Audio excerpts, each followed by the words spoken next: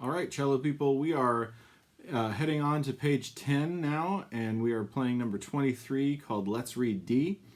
And so the fingers here for your new string on A, we're now playing the leftmost string as the instrument sits against you, and we're playing, so the note that is fourth finger is going to be D. The way you can find that, if you don't have tapes or if you want to just make sure that your tape is right and you really want to train your ear, you play the D string, and then you play that fourth finger D.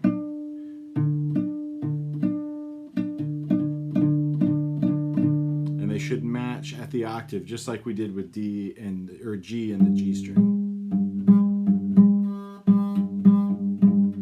And D and D. All right. So now we're going to play the D song, and if you've noticed that D is way up above the staff, not even one space above, it's got a little extra short line sitting underneath the note head. So if you look up in the box, this is called ledger lines, and ledger lines are a way for us to extend the staff higher or lower than the 5 lines and 4 spaces that we already have.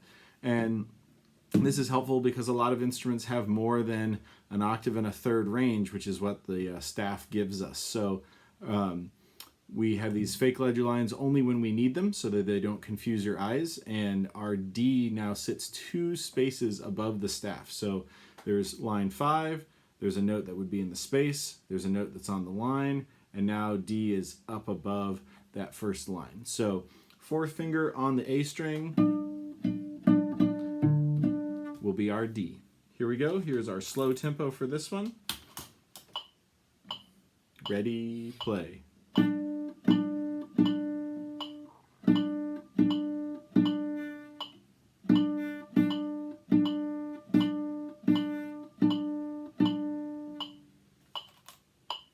And our medium tempo.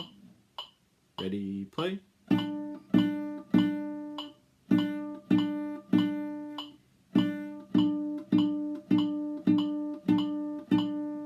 And notice that one on a couple of my notes, I wasn't pressing my finger down and making a good connection, so there was a little buzz, and I leaned into it a little bit, and I got a much more pure sound at the end.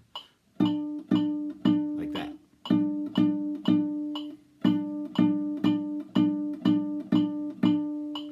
And that's one of the reasons why it's important to have all 4 of your fingers pressing down for that D, because pinky finger by itself doesn't have a whole lot of strength, so helps press that string down now while you're learning how to strengthen up your hand. All right, moving on to the next one, we'll learn C sharp.